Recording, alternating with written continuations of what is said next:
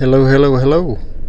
This is Zach with JT&S coming to you this month talking about storm restoration hazards. We'll go ahead and dive right in. Whether it be lightning, tornado, water, wind, whatever it is, of course, we all have several issues when it comes to working out in the weather, dealing with Mother Nature. But we also have some issues that it's not Mother Nature involved, being upset customers, additional crews. So we're going to cover a little bit of all that in this presentation. One thing we want to push is the qualified observer.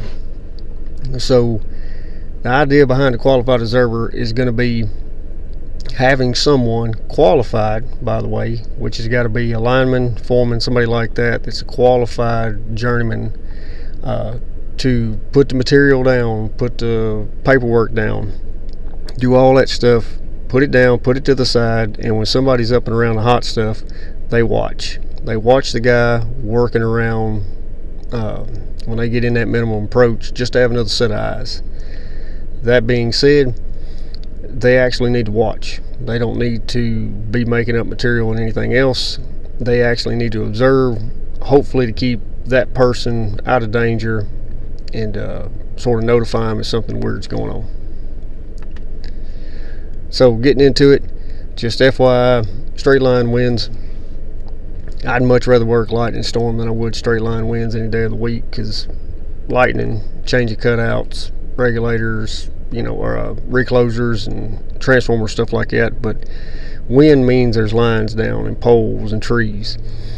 Be careful when it gets up into the 30 and 40 mile an hour area. Also, you're going to hear me say it several times in this presentation. If you're working around down lines and all that stuff, never assume it's hot, or never assume it's dead. Always assume it's hot till you isolate, test, and ground, right? Also, something you got to account for is the pressure that's put on them poles and that wire when there's trees and other debris laying on there. Make sure you back up, cut it properly. Good way to do that's just experience. Just make sure that you keep an eye on the guy doing it.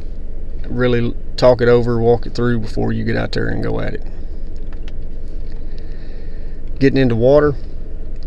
This is something I learned during this presentation, to be honest with you, that just that mere 6 inches of fast moving water will knock a full grown adult over. And then it says 12 and 24 inches of water will carry most bigger vehicles away. That being 30, 32 inches, 28 inches of water, towed a bucket truck or digger truck off. I don't want to find out, but you need to make sure to keep an eye on that. You don't want to be driving in places that can potentially take you off the road. Along with that water, if you're diving off in there, trying to wade across it, something like that, you want to be careful with debris, everything else that entails, because fast moving water takes a lot of stuff with it. Also, that picture right here, you wading off over there, you might know that piece of property. You might know it's just a little dip, a little bit of grass, nothing major, but you don't know the bottom of it now because you can't see it, right? So if it's washed out, if there's issues like that, you're going to step off in a 6-foot gully or the pole's washed out. You don't need to be wading off in there. Another thing, if you do have to get a boat out to get over there, get lined back across a pond, reservoir, creek, river, whatever you want to call it, just FYI, OSHA and APPA both say that you got to have a Coast Guard approved life vest on if you're working near or around water and there's potential of drowning. So before you just paddle yourself over, make sure you actually have a life vest on. I mean, it's the rules, but also with safety. Speaking of that water, whether it be hurricane or flood water up here around our area, you don't know what that water has in it. I got a good buddy of mine who worked Katrina that nearly lost a leg, not because he got electrocuted or anything like that. It was because as much climbing as they was doing, the pads ended up marking up his shin and stuff like that, him wading off in that water, and it is nasty. It's got bacteria, everything else in there. Ended up, contracting MRSA, that flesh-eating bacteria and all that, or that virus. And so make sure clean, disinfect wounds and all that good stuff if you get them wet during this process. Not to mention, listen to old Jim Cantori on the Weather Channel there, turn around, don't drown.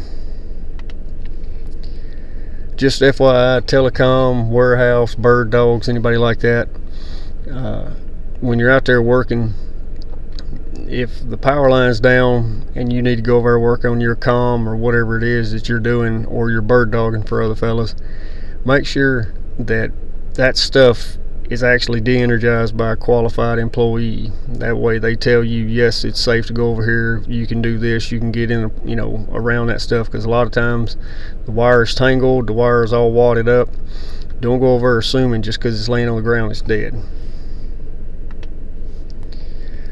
One of these days it'll get cold again. Of course, we're griping about it being hot, but we'll gripe about it being cold when it gets there. But when it comes to being cold, make sure, just like getting too hot, when you get too cold, hypothermia kicks in. Make sure you bundle up, take plenty of breaks, come down, warm up the truck. Watch out for the appendages, right? Anything the furthest away from your core or your body is going to get colder quicker. Also, on top of that, when it comes to the wire, cross arms, all that good stuff, it gets heavier, right? As that ice builds, it gets heavier. That changes the strain on things, so be wary when you go climbing.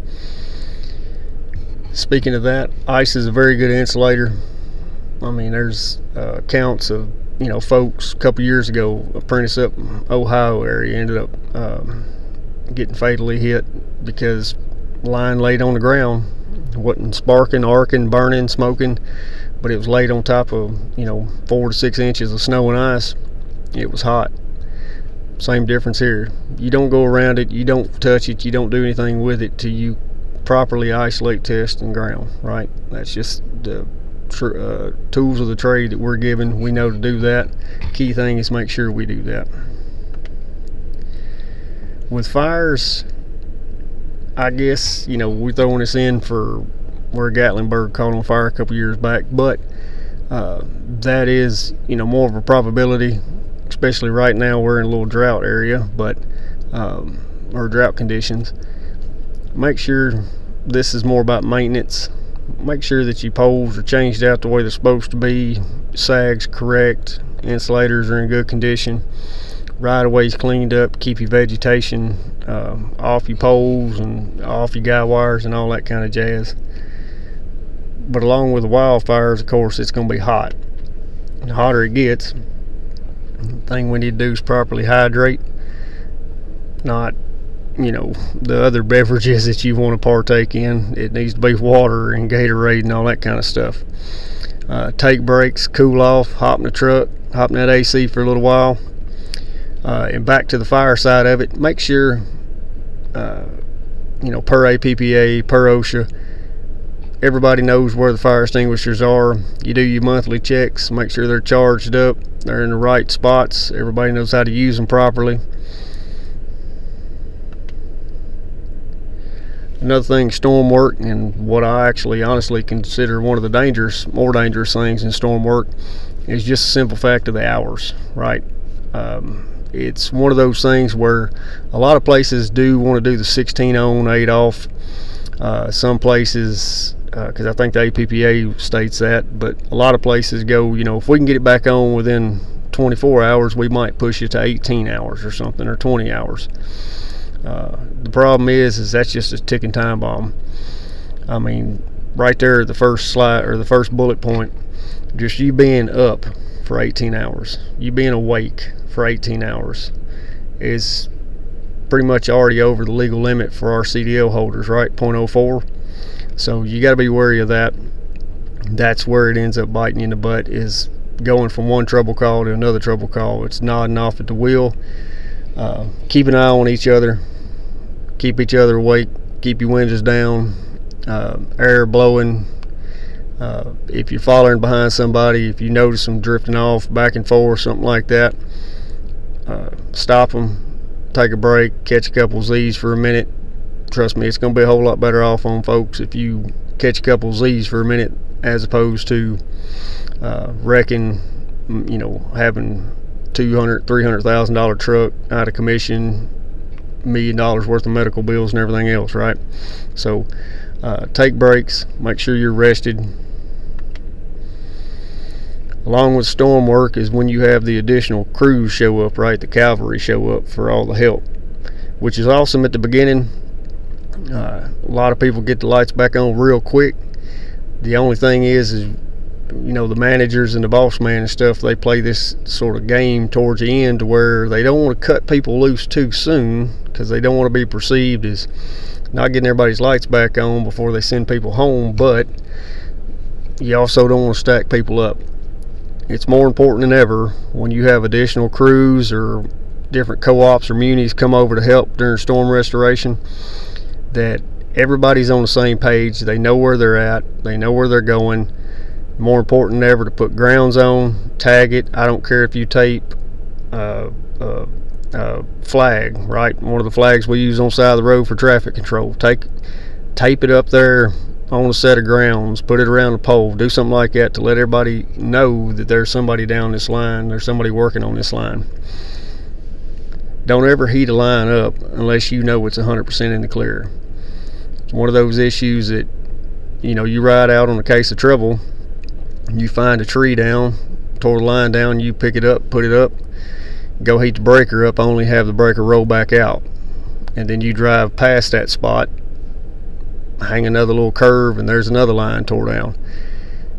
Make sure that just because you find a problem, it may not be the only problem, right? Make sure you actually ride that whole line out, everybody, or all the wires up. God forbid there be a cop or a volunteer fire department guy, something like that, watching the road because there's line laid across it, and you heat that line up while they're standing there, right? Another thing we get to deal with is angry, irate customers. A lot of y'all might have seen a lot of the stuff going on from this latest hurricane over in Houston with Centerpoint, I believe is what it was, or whatever utility is over there. With a lot of stuff coming out social media. Some things I've seen, I've debunked some of them, to where the fentanyl laced water was supposedly debunked from a news station. But some of the stuff that is 100% legit and valid is bucket trucks driving back into the staging area with bullet holes in them. People get angry, irate, upset because they've been out with power, day 2, 3, 5 days. Over in the country, I don't know if we have that much of an issue with it. I know we do have people that get upset, but typically they're a little bit more understanding in the country. That being said, best thing to do is de-escalate the situation. If you're confronted with somebody like that, completely control yourself. If they're cussing, yelling, mad, don't give in and get down on their level and meet hostility with hostility, right? Don't raise your voice. You gotta turn the other cheek, right? You gotta use that opportunity to stay calm, stay positive, listen to them, say I understand completely, we're working on this, we're trying to do this, we'll get to it as soon as we can, but don't meet hostility with hostility. That's only going to make the situation worse. And you having that shirt with that logo on it, or you having that truck with that logo on it, this day and age, all it takes is for you to get caught doing something like that, and it gets spread all over the world. You could even be 100% right, and it could just be taken out of context. Don't put yourself in that situation. Make sure that you turn the other cheek. You be the better person in that situation. Don't let them get to you, all right? Honestly, the bottom bullet slide on that one, my mama said it years ago, and I'm just going to roll with it because I think it's actually important. It's just kill them with kindness. It's the best thing you could do. The louder they get, the more calm you stay. The more cuss words they use, the nicer you are, the bigger your smile is, right? Just be the bigger person in that situation. Don't get down on their level, all right? You got to control yourself because you can't control them. So to button this one up, nice, quick, and easy. Storm restoration, of course, Mother Nature's going to do what Mother Nature does. We can't do nothing about her. All we can do is come along, pick up the pieces, and try to make, or try to put, get the lights back on. Hopefully you still, if you've been in this business long enough, you ain't got jaded to the point that it hopefully still feels pretty good when you do get the lights back on and people come out with maybe some coffee or cookies, or you hear people cheering for you or something like that because you got the lights back on after they've been out for a week or two. Take that right there, just make yourself better in a sense of keeping yourself safe. You are 100% in charge of your safety, right? You got to protect yourself from all these hazards out there. We know electricity's bad, but the compressed lines with trees on them, from the wire being down, is it dead, is it hot, that kind of stuff, we know the steps to keep us safe. It's just a matter of you taking the time and doing them. All right, like I said, never assume it's dead, and I've said it several times and I'll say it one last time.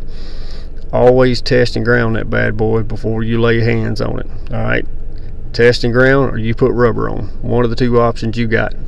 That's storm restoration for this month. I appreciate it. I hope y'all have a wonderful day.